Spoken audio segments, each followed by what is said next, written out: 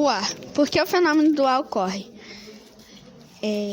Eu vou falar alguns fenômenos do ar. Inversão térmica. Inversão térmica é quando duas placas, uma de ar quente e uma de ar frio, chegam perto e esse ar ele fica mais difícil de circular. Efeito estufa. O efeito estufa é um ar que fica a reflexão e abstração pelos raios solares. Esse processo ele ocorre quando o ar frio ele é mais denso e impede de circular.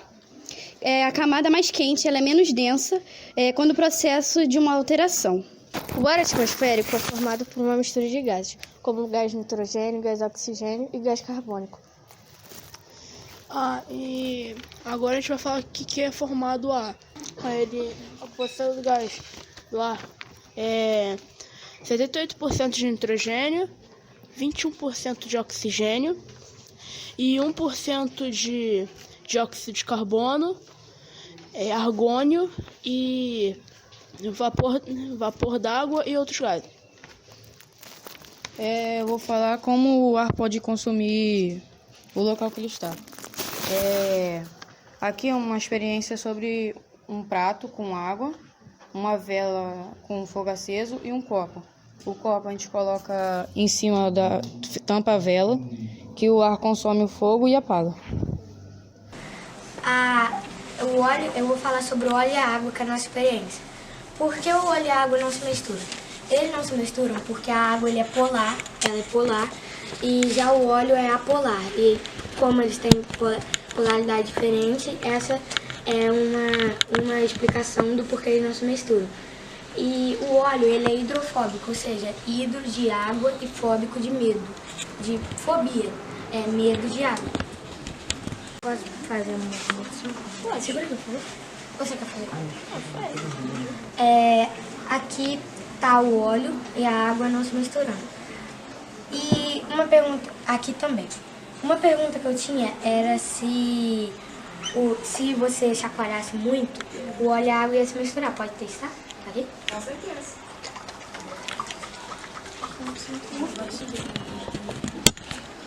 Você misturou.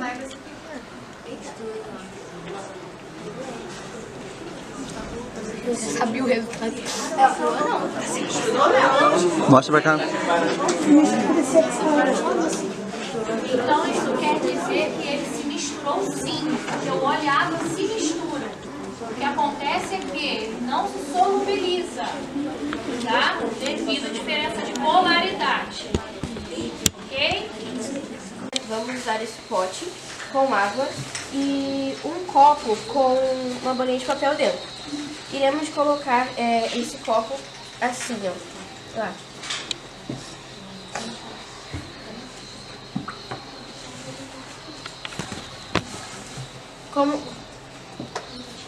Como vocês veem, a bolinha não molhou. E com isso, nós vemos que o ar tem realmente peso e ocupa espaço, porque não molhou. Há uma força na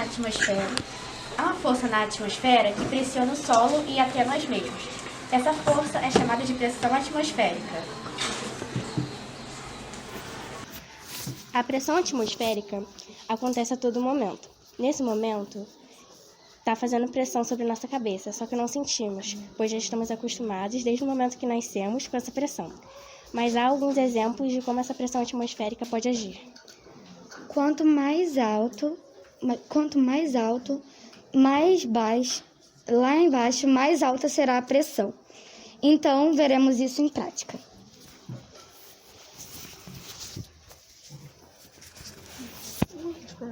Tá. Gente, a Rebeca foi pegar água para fazer o experimento. Aqui a gente pode observar a força da pressão atmosférica. Aqui em cima ele quase não sai porque a força é menor. E aqui embaixo a pressão está mais concentrada porque ela está empurrando o ar, podendo sair com mais força daqui de baixo. A Terra ela é feita pela natureza, ela é feita por desgaste das rochas com ajuda de vento, do calor e da chuva. Eu vou falar sobre 6 tipos de solo. Solo arenoso retém pouca água e nutrientes, pois possuem grandes poros, facilitando o escoamento da água. O solo argiloso retém mais água e nutrientes, como cálcio, potássio e ferro. O solo orgânico é composto de matéria orgânica em processo de decomposição, além de areia e argila. Eu vou falar sobre os animais que a gente pode encontrar no solo, que são as minhocas, os caracóis, os caravelhos e as formigas. Os animais invertebrados, eles são importantes porque eles garantem a biodiversidade e a fertilidade para as plantas, que as minhocas são um bom exemplo de animais invertebrados. Eu vou falar sobre as camadas superficiais e as subsuperficiais. Então, a primeira camada que são de restos de plantas e animais da superfície do solo.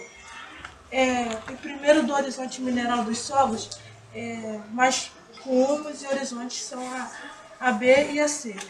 E as camadas subsuperficiais do horizonte formado por partes bastante desagregadas da rocha-mãe, que é essa daqui, das subsuperficiais.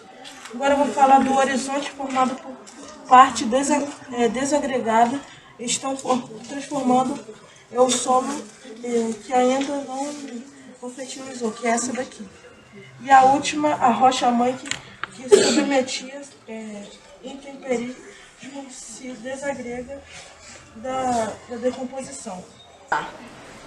E como você sabe, as formigas são bom animal para, como posso dizer, ajudar a sua rainha, ainda, entre outras coisas. Mas como as formigas ajudam? Trazendo alimentos, ajudando a rainha com suas crias e ajudando na colmeia e expansão.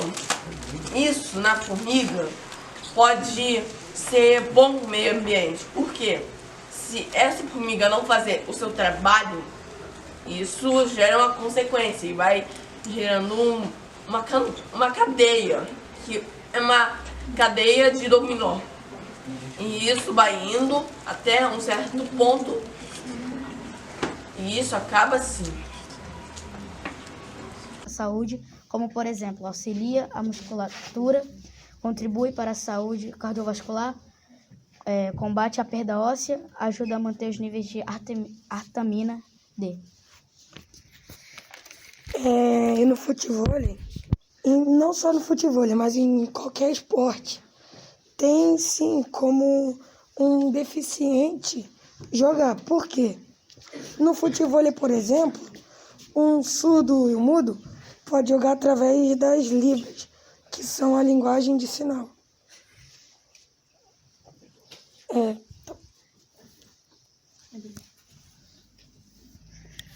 Aqui nós temos uma representação da praia de Copacabana. E aqui também está representado pessoas com deficiência física, auditiva ou intelectual jogando o futevôlei.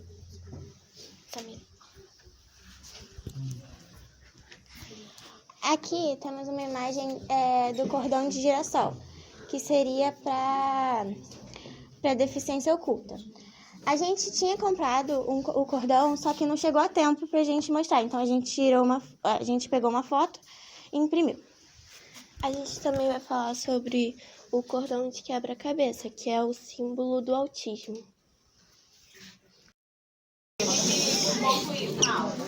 Por último, perdão pelos erros, tá?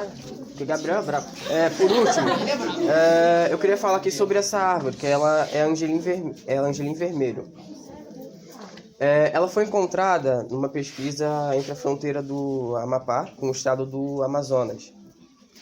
Essa espécie, ela varia entre 80 metros a 88 metros. Não tem uma medida assim certa, ela tá por aí. O nome da espécie dela, em latim, é Dinisa excelsa. E, se eu não me engano, ela é a maior árvore da Amazônia em si. Ela varia entre 80 e 88 metros. Não tem uma medida assim correta, tá por aí, 80 a 88 metros. Boa?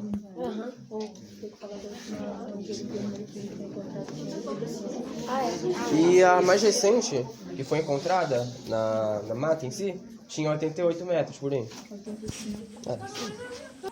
Valeu, esse foi o trabalho.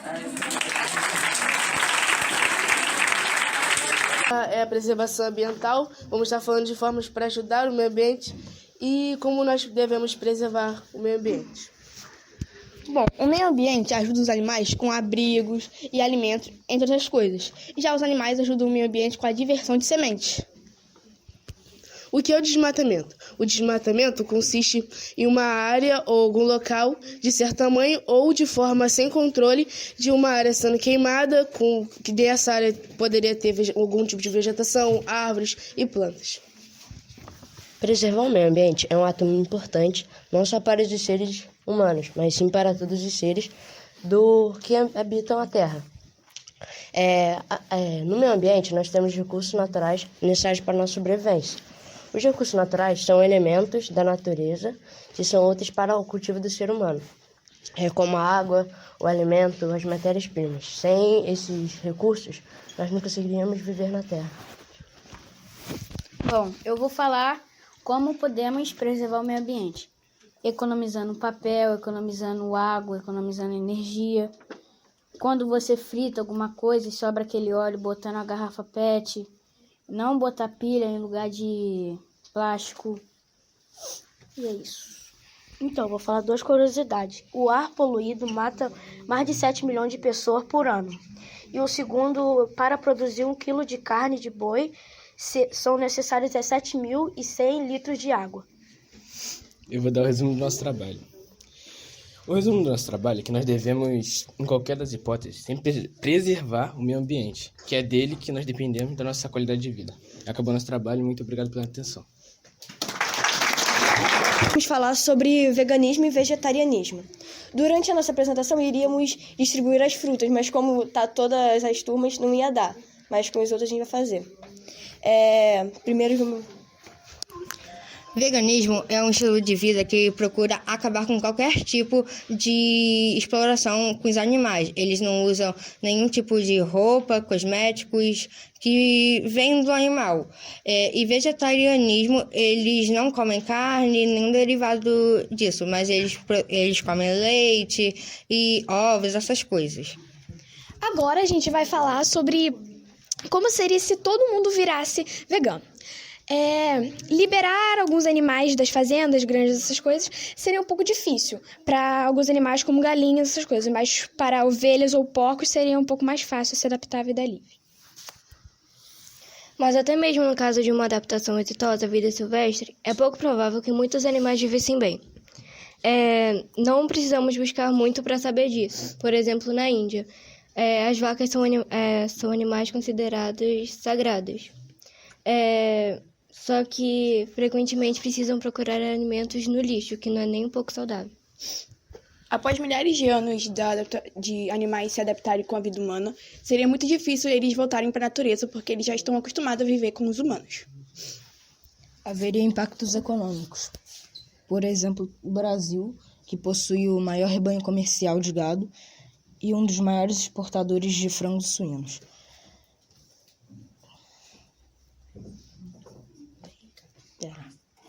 Tô nervoso, pera.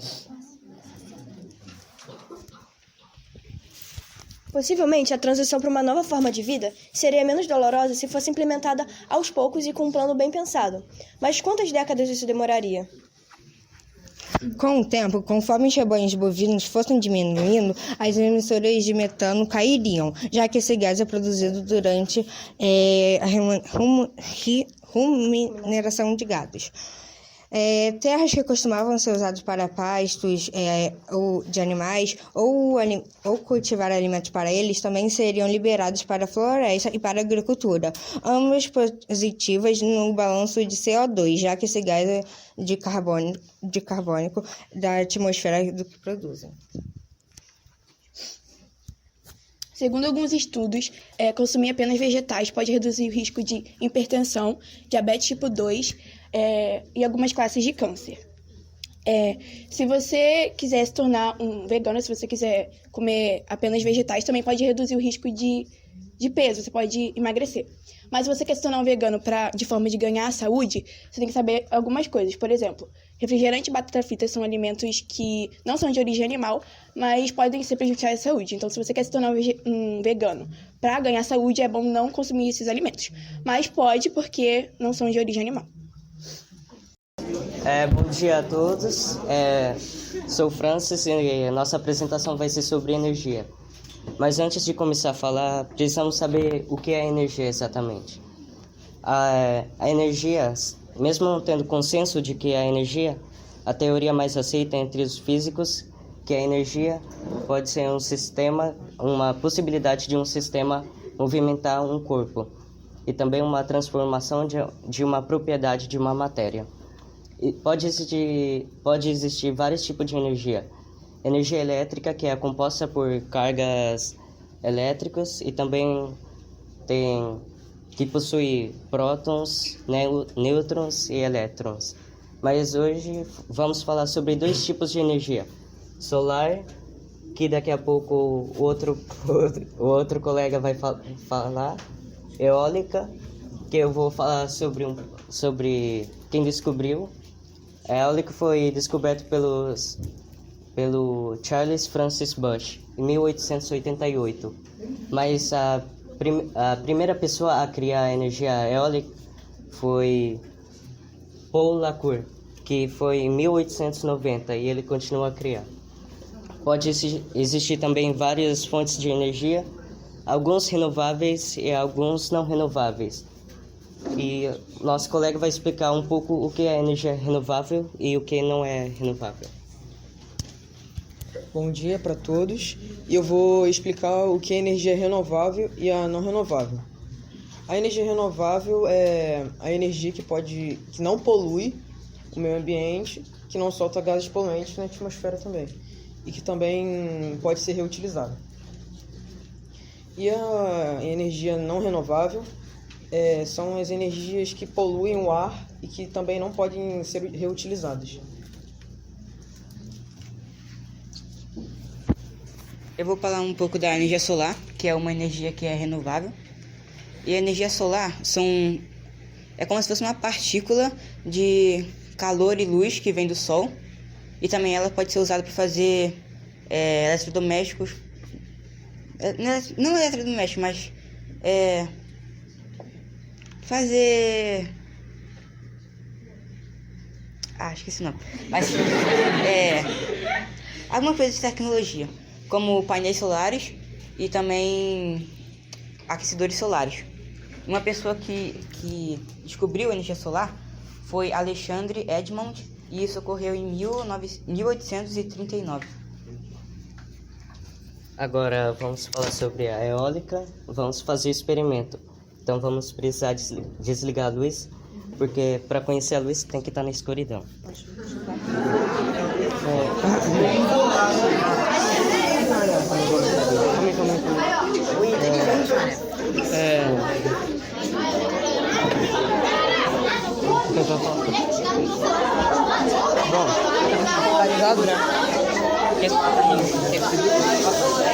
Calma aí, não liga. Não vou ligar. Bom, realmente, aqui a gente tem uma mini maquete, e a ideia é a gente girar essa hélice e dar luz a esse LED que vai iluminar a rua. Aqui dentro tem um motor, é um dínamo, que ele gera energia. Se vocês tentarem fazer em casa, vocês podem achar esse motor um drive de DVD, ou vocês podem comprar na internet. Bom, mas se vocês fizerem isso, vocês têm que prestar atenção, porque tem alguns que não geram, eles só recebem. É isso aí, eu vou estar ligando. Calma aí, levanta isso daqui pra não gerar. Certo, segura. Segura aí, segura. Não, deixa eu ligar. Chega um pouquinho mais perto.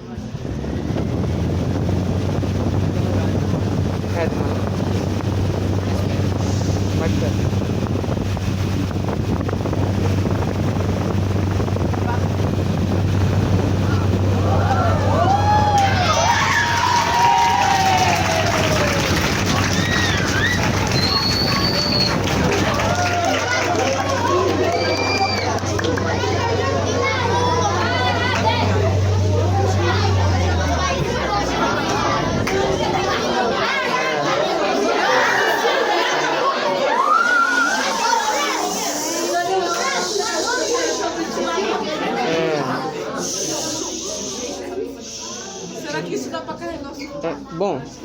teria como a gente deixar ela com uma luz mais forte.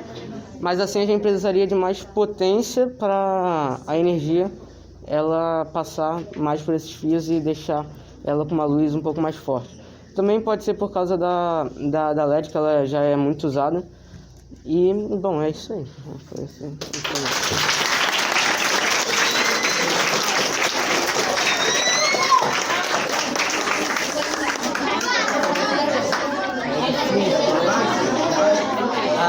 Vamos ouvir encerramento. Vamos ver o encerramento aqui. Alô? Silêncio. Para fazer esse tipo de energia, alguns materiais são fáceis para encontrar. Um exemplo para conseguir ajudar também, citar um nome de um filme, é sobre o menino que descobriu o vento. Também fala sobre que criou um grande hélice e conseguiu fazer água, transformar. E também foi um pouco difícil, todo mundo fez junto, ajudando o outro, e foi bom, até que deu certo. Nós somos o grupo de astronomia e vamos falar sobre e se o Sol sumisse? Bom, nós sabemos que o Sol é responsável por muitas tarefas no nosso planeta. E uma delas é transformar a água em estado líquido. Após o Sol sumir, sem a água em estado líquido, não seria possível acontecer o processo de fotossíntese das plantas. Logo, a produção de oxigênio iria parar. Mas, após a parada de produção do oxigênio, nós ainda teríamos, por mais 24 horas, o oxigênio, mas seria o que já foi produzido antes. E após o Sol sumir, o céu só iria escurecer depois de 8 minutos, por causa da distância em que a estrela está do nosso planeta e o tempo em que demora para a luz chegar aqui. E depois de acontecer isso, seria possível observar a aurora boreal de várias partes do mundo, devido à radiação e a mudanças magnéticas. Se o Sol desaparecesse, a Terra e os demais planetas do Sistema Solar ficariam à deriva no espaço e poderiam se colidir com eles mesmos ou até com outros corpos celestes, como meteoros e cometas, e etc. Se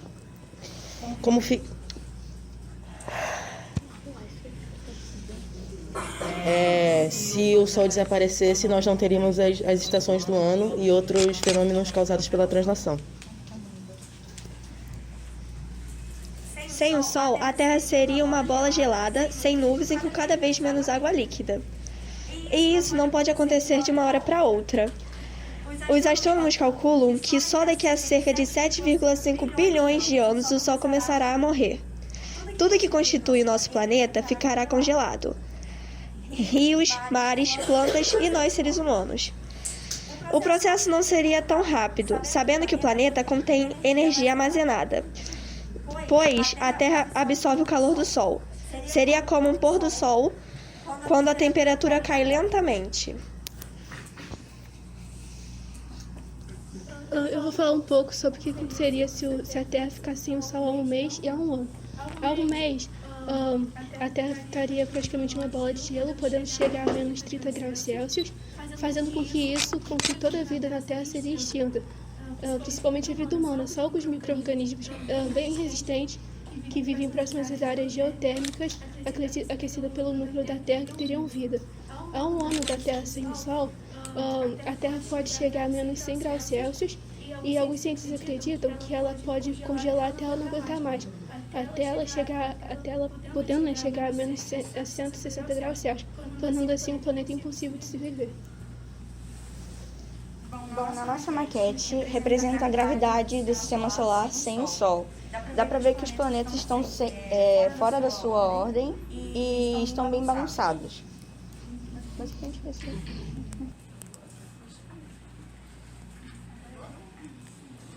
Acabou. Bom, uma pergunta muito importante é como que funciona esse robô. Basicamente, os líquidos eles transmitem uma pressão que circuita de uma seringa a outra. Então, por exemplo, a mesma pressão que ocorre nessa seringa vai ser a mesma que vai ser ligada a essa, já que elas estão ligadas por esse tubinho. Então, basicamente, quando eu aperto essa seringa, que vocês já vão ver o movimento que vai fazer. Movimenta pra frente. Porque a pressão dessa seringa junto ao líquido, ele circula pela parede dos tubinhos, chegando à outra, fazendo ela se movimentar. A mesma coisa acontece com essa, que vai para cima, e a essa, que vai para o lado. Aí agora o nosso objetivo vai fazer... Eu vou voltar aqui as seringas, que vocês podem ver que também movimenta no sentido contrário. Aí agora o objetivo vai fazer essa tinta guache aqui chegar a esse recipiente com água.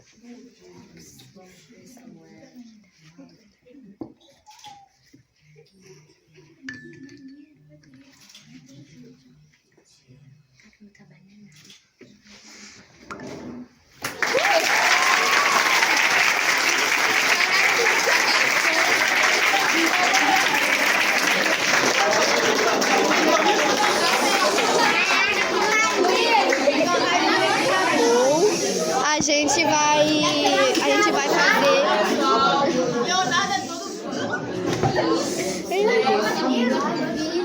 Agora a gente vai fazer o jogo e eu preciso de 2 voluntários.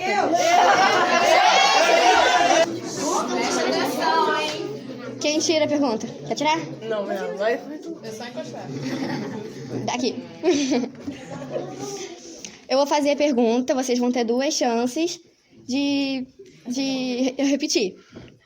Vamos lá. Explica o que é que vai fazer. Também. Quando contar até 3, vocês vão bater aqui, tá? Botar a mão no ouvido, mão na orelha. Faz assim. Mais alto. Quando eu falar 3, vocês podem responder, tá? Quem bater primeiro ganha. Vamos lá. Isso. A pergunta: onde a robótica tem sido usada no dia a dia? Calma aí. Eu vou falar da alternativa. Rapidinho. Alternativa A. Tem as questões.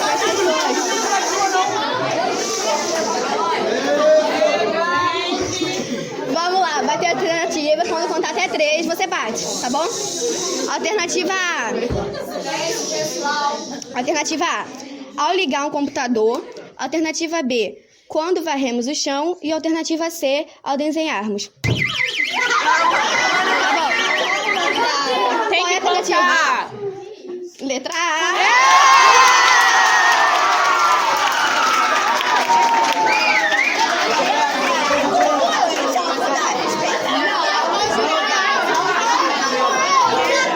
As ilusões de óptica são elementos basicamente visuais que são imagens paradas que acabam se mexendo por conta da nossa visão. Nós temos alguns tipos delas, que são... Uma delas é a literal, que ela é feita a partir de basicamente o desenho de 2 imagens. Ela funciona basicamente como se a sua visão ficasse focando exclusivamente na junção dos objetos ali, não na imagem em si, no que ela está retratando. Um exemplo é essa daqui, que olhando assim parece que tem como se fosse uma ponte, só que na verdade é só uma imagem com navios, um atrás do outro, que acaba confundindo sua visão, fazendo você se atentar a outras coisas que não são o foco principal dela. É como se fosse uma visão alternativa, resumidamente. Bom, as ilusões ópticas cognitivas são ilusões que fazem a distorção das formas e tendem a alterar as percepções que temos. E é usado o nosso conhecimento sobre o mundo para causar a ilusão. Existem 4 tipos de ilusões cognitivas. A ilusão óptica ficcional, que são ilusões que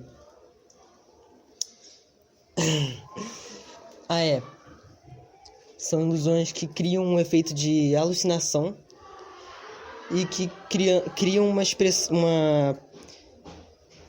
como posso dizer? Algo que na verdade não existe. Ele não está lá. Ele tá presente, mas ele nunca apareceu lá, nunca esteve lá.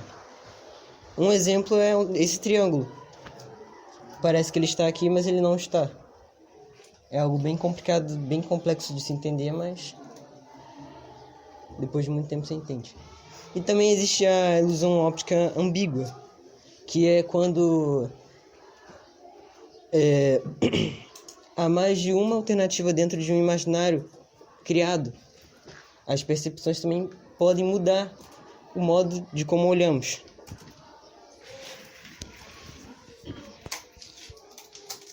Tem também as... Volta naquela para mostrar o exemplo. Você passou muito rápido. Aí. O que vocês veem aí? Podem ser duas pessoas se olhando ou uma água descendo. Eu vejo uma taça. Eu também vejo uma taça. Eu vejo uma taça. Eu não estou vendo uma água descendo. É o que você falou. Qualquer um vai ter a percepção. Cada um vai ter sua percepção, certo? Tem também as paradoxais, que ocorrem quando se criam objetos em paradoxo ou impossíveis.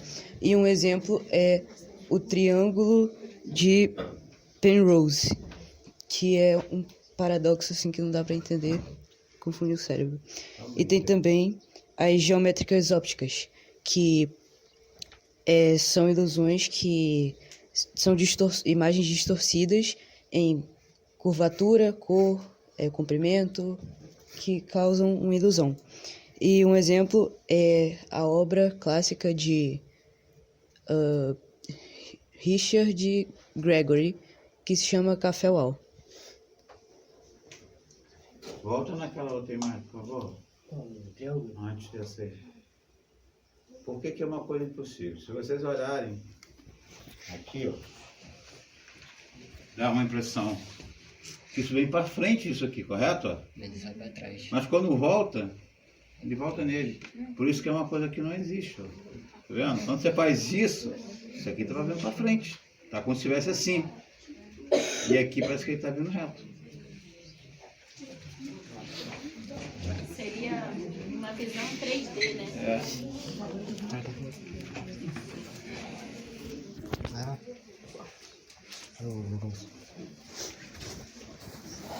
As ilusões ópticas fisiológicas, elas geram uma confusão fisiológica no nosso cérebro. Elas enviam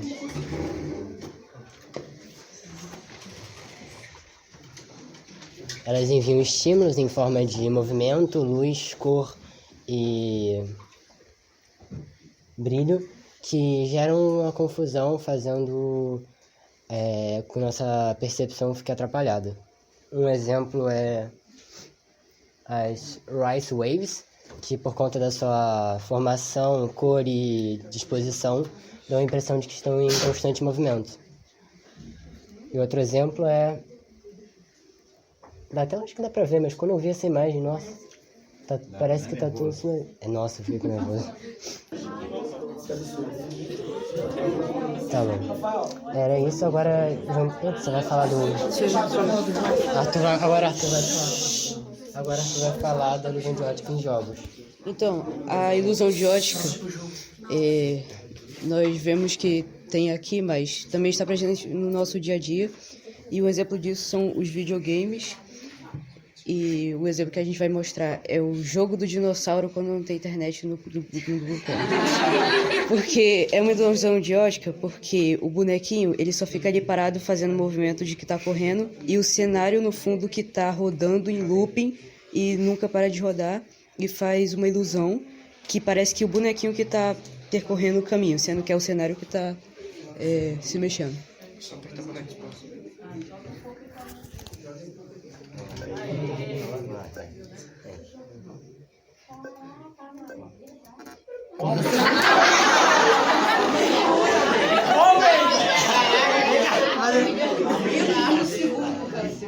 Quem é?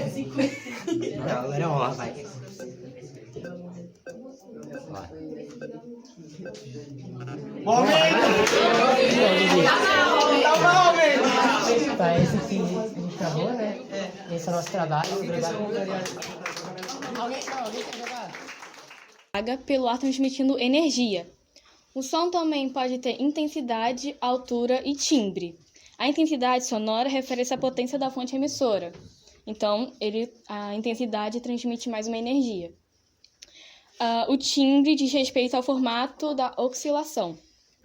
E também a altura é a frequência do som. Então, nós seres humanos somos capazes de ouvir uma faixa de frequência sonora chamada de espectro audível. Essa frequência sonora, ela se estende entre 20 Hz e 20.000 Hz. E as frequências sonoras abaixo de 20 Hz são chamadas de infrações. E as maiores são chamadas de as maiores que 20.000 Hz são chamadas de ultrassons. Outros animais, como cão, gato, morcego, são capazes de ouvir frequências sonoras maiores do que essa que nós podemos ouvir. Como a Agatha falou, os animais conseguem diferenciar vários tipos de sons diferentes. Nós, seres humanos, não temos essa capacidade. A gente consegue diferenciar tipos de sons, tipo fala e algum tipo de batida. A fala ou o canto a gente consegue diferenciar uma da outra. Uma coisa que a gente consegue diferenciar também, nós, seres humanos, a gente consegue diferenciar tipos de instrumentos batendo. Vamos supor aí uma pedra caindo na água, uma porta rangendo. Ou até tipo uma colher, uma colher batendo na outra. Que é um exemplo que eu vou dar daqui a pouco, que é das panelas, não é só uma colher. Bom, como o Vitor falou, o som ele pode ser reproduzido por vários tipos de materiais. Pode ser uma colher batendo numa lata, um chocalho, ou sei lá, um tambor, e também pode se reproduzir por instrumentos musicais. Eu vou falar sobre as blusas. Nós escrevemos som nas blusas e botamos notas musicais, como aqui. E, enfim, tudo à nossa volta produz som, como isso. Isso também.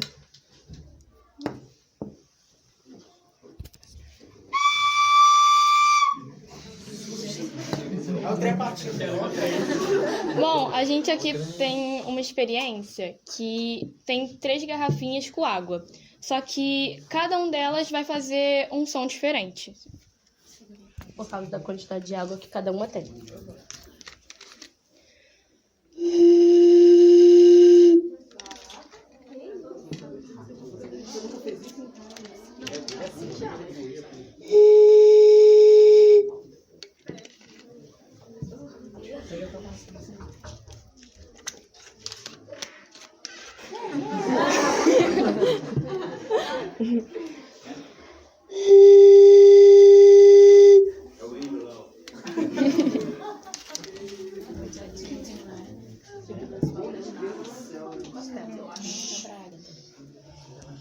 Aqui é um experimento que precisa de laser, precisa de uma lata e precisa de um CD.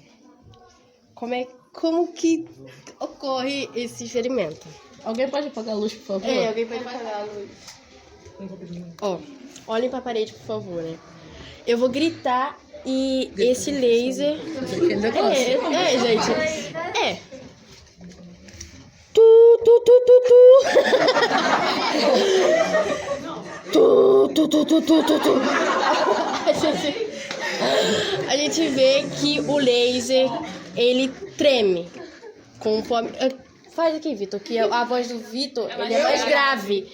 Então, o laser se move conforme o grave. Não é construção de ninguém. Aqui, esse aqui. O laser se move conforme o grave. Então, quanto mais grave, Mas o quê? mais grave, faz mais figuras. Ah! Não, Vitor, grave. Grave, Vitor. Ó, também pode ser assim, ó. Também pode ser assim, ó. Mas aí bater vai estar mexendo. Bater vai estar mexendo com coisa, Mas tava nessa aqui, a gente só tá encostando.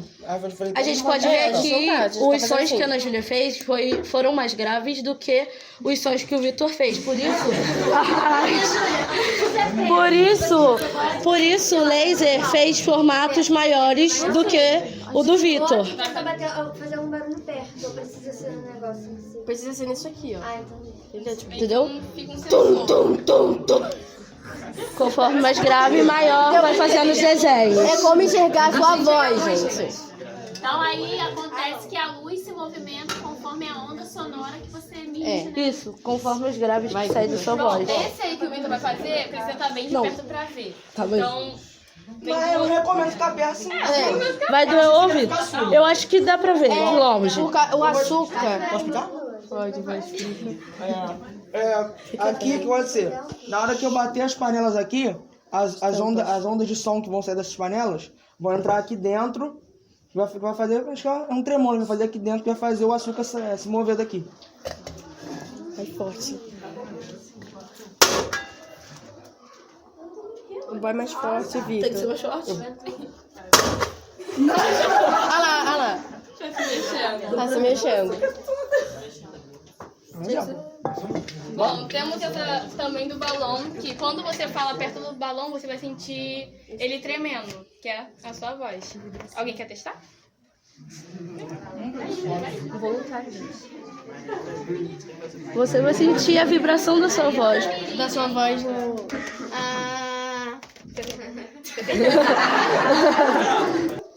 Em seguida, a gente colocou um papel vegetal em uma das extremidades e colocamos a revista em volta para a gente poder visualizar melhor. Aqui a gente tem uma pequena representação de como funciona ali. Aqui está a boca do funil. Funil não, cilindro. E ali na ponta tem um pequeno buraco por onde a luz entra. Ela entra fazendo esse sentido para cá. Então, quando a luz faz esse sentido, ela é projetada, o que tiver na frente, de cabeça para baixo aqui. Porque, seguindo a lei da propagação retilínea da luz, ela vai seguir uma linha reta e vai ser feita, vai seguir esse padrão. E agora eu experimento? Sendo que aqui tem algum objeto que seja uma fonte de luz, que é projetado para cá, como uma vela. Mas o que é mais interessante... é que nós deixamos um questionamento no nosso painel. Você sabia que a sua visão é invertida? Pois é, o nosso olho ele funciona como uma câmara escura de orifício. Por exemplo, vou representar o olho aqui. Aqui nós temos a pupila e aqui nós temos a íris. E aqui é a retina. A íris é a parte colorida dos nossos olhos, verde, azul, marrom, etc. Então vamos lá. Por exemplo, aqui se nós tivermos uma vela, devido ao princípio de propagação da luz, como o Jean falou, ela vai atravessar o nosso olho através da íris e vai se concentrar no orifício da pupila, que é essa parte aqui. Então, devido ao princípio de propagação da luz, vai de forma reta e vai ocorrer da mesma maneira da câmara escura de orifício. Então, devido à iluminação dos raios da vela, que está na ponta, a chama, em vez de estar aqui no sentido, vai dar de modo invertido. Então, aqui nós teremos a chama da vela e a vela aqui nesse sentido. Exatamente. Já que eu vejo a hora certa? Então, aí surge a dúvida. Você enxerga de modo invertido? Nós estamos no Netflix, no mundo invertido do Stranger Things. Tu vê que Então vamos lá. No nosso olho, ele funciona dessa maneira. Dentro do nosso olho, nós enxergamos de modo invertido. Mas o nosso cérebro, ele faz com que nós enxergamos de modo normal. Então, por exemplo, aqui nós temos o piloto. Faz a compensação, então. Exatamente. E se dentro do meu olho, esse piloto vai estar de modo invertido. Mas o nosso cérebro faz com que nós vejamos de modo normal, digamos assim. Existem pessoas, então, que podem ter um problema que essa compensação não aconteça de vez de modo invertido? Porque se o cérebro, o ser humano, é a parte do corpo que um homem menos conhece, então pode ser que tenha algum problema no cérebro de alguém que não faça a compensação, entendeu? Exatamente. E continuando. E bom, como vocês veem, a câmera escura de algum orifício é um projeto bem básico, tanto que a gente conseguiu fazer. É a segunda tentativa, mas a gente conseguiu. E, ao longo da história, essa câmera escura de orifício exerceu influência sobre outras invenções. Um exemplo delas é o projetor que a gente usa por aqui, ou também a câmera fotográfica, cujo primeiro modelo foi feito por um francês chamado Josephine Seyfferin Niepce, em 1816. Rapidinho, tu não vai conseguir fazer isso de novo, não. Fala de novo. Josephine Seyfferin Niepce. Ai, que nojento. Ela é multiglota, mano.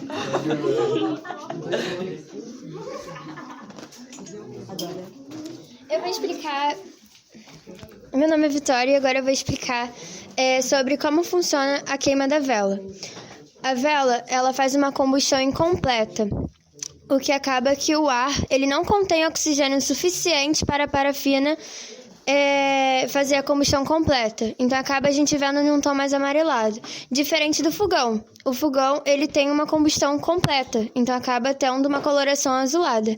Aqui a gente fez algumas lembrancinhas. Tem velas também, mas a gente estava vendo, a gente ia prestar atenção. Quem ia prestar mais atenção, que a gente daria como uma vela junto. Mas aqui tem uma curiosidade que eu acho que fica mais simplificado. Mas é só de interesse mesmo. E a parte principal do nosso trabalho é a câmera escura de orifício, que nós vamos precisar de um voluntário para poder enxergar o mundo invertido. Alguém? Olha só, vai ser meio vergonhoso porque eu acho que você vai ter que entrar debaixo do... Não vai ser vergonhoso, vai ser interessante. É experiência. Pessoal, só uma observação. A câmera escura de orifício, como a Gabriela falou, é uma máquina fotográfica rudimentar. Ou seja, a imagem produzida por essa câmera não vai ser tão nítida. Só através de 1816, como o francês, ele criou que a imagem vai ter uma nitidez melhor. Mas, de qualquer forma, você consegue observar os objetos presentes. Vamos lá. Melissa, você vai posicionar assim. E eu preciso que você tô pra ficar escuro. Ih, rapaz, vou jogar a Melissa da escura.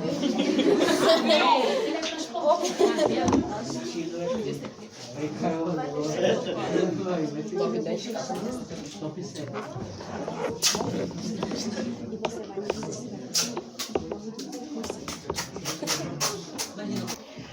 A química da produção de queijo é basicamente solidificar o leite, ou seja, separar o soro do leite.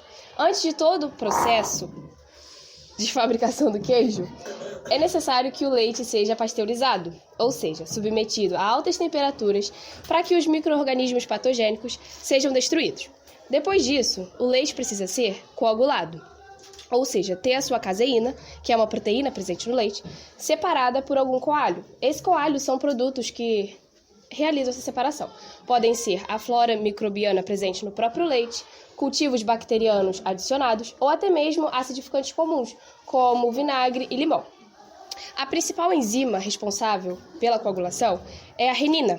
Ela realiza a quebra das ligações entre as moléculas da caseína que forma a coalhada. A coalhada ela tem uma textura de gel e apresenta menor teor de soro do que o leite inicial. Depois desse processo, a coalhada ela precisa ser cortada para que haja a liberação do lactossoro. O lactossoro é a parte líquida que resulta de todo esse processo. Ele pode ser usado na fabricação de vários derivados, como o iogurte. Esse processo de corte da coalhada é chamado de cinérese. Depois da cinérese, a coalhada ela é colocada em moldes e formas para que o queijo fique do formato que o fabricante deseja.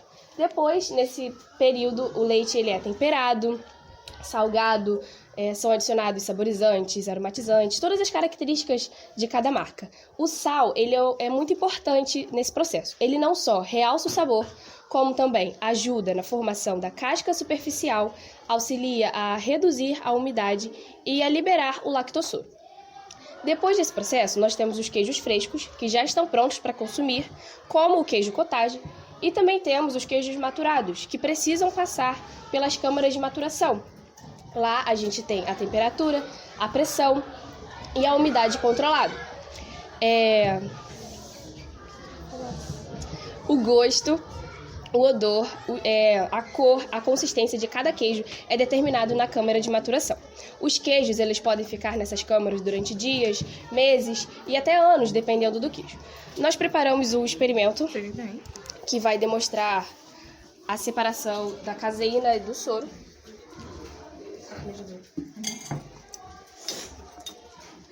Vamos precisar de 200 ml de leite. Esse leite ele foi pasteurizado, nós fervemos ele e agora ele está em temperatura morna, mais ou menos.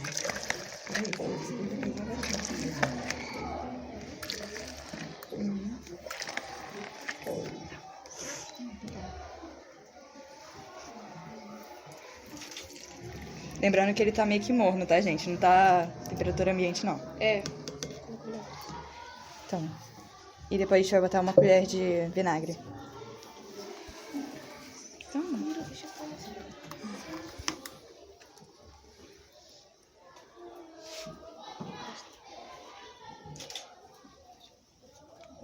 O vinagre ele vai funcionar como coalho e vai realizar a separação da caseína do soro. Peraí. Agora a gente vai mexer até parar. Vai.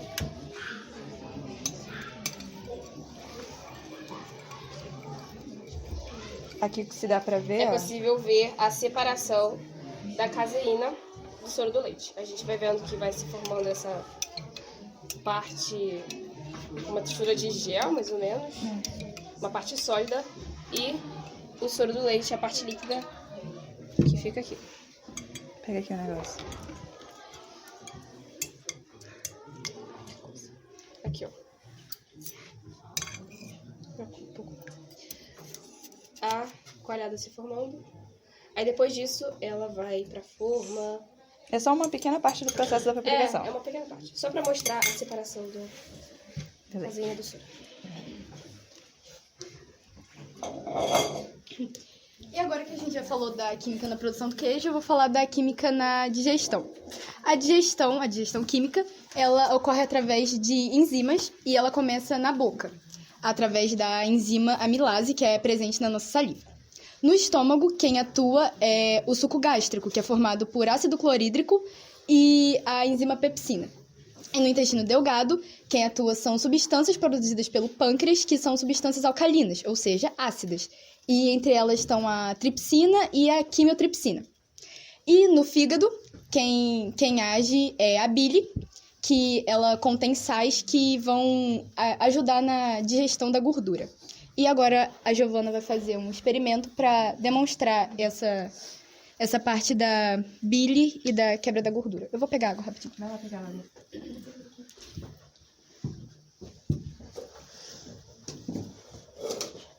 Vai dar isso aqui? Não, é o copo.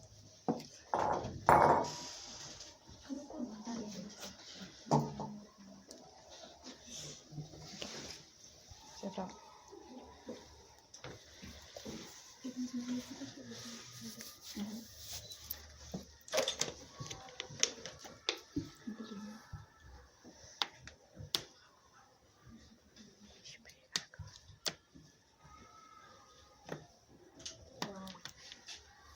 Tá bom? Bota mais um pouquinho, acho que não dá pra mim. Bom, pelo visto que vocês já viram, né? A gente botou água, um pouco de óleo e agora a gente vai botar um pouquinho de azeite. De azeite. De detergente. Oi? Caraca. Mistura. Calma! Mistura bem. Gente, isso vai transportar. Vai não. Calma. Explode. A sorte é minha. Ainda não.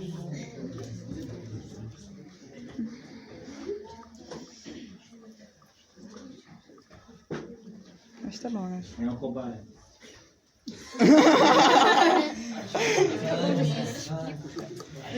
Enfim, o que acontece aqui, quando a gente olha de perto, o que acontece aqui é o seguinte: quando a gente bota o detergente, ele serve pra. Ele atua como a bile faz com a gordura no nosso... Ele meio que quebra a ação do óleo e se mistura com a água. E é a mesma coisa, como a Ana Clara falou, que praticamente ocorre quando a água vai. Ai, que ódio. A gordura acontece lá na bile e no estômago. Fígado. E fígado? Ai, que raiva. Vai, agora, Rafael. Seguro. Bom, vou falar um pouco da parte da respiração. E como vocês sabem, estão acontecendo reações químicas no nosso corpo a todo momento, mesmo não o percebendo. E na respiração, isso acontece nas trocas gasosas, em que o gás carbônico presente dentro do nosso corpo, ele é expelido para fora, para que nós possamos inspirar o gás oxigênio. Aí, aqui tem uma representação do sistema respiratório. Aqui são os pulmões, aqui é o caminho que o ar percorre até eles e aqui o músculo do diafragma. Quando ele fica comprimido e desce, os pulmões, por causa da pressão que é causada quando o músculo do diafragma desce, eles enchem de ar para controlar a pressão. Eu vou fazer uma demonstração.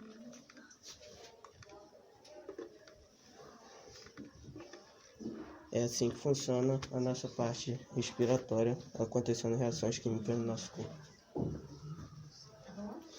Esse foi o nosso trabalho.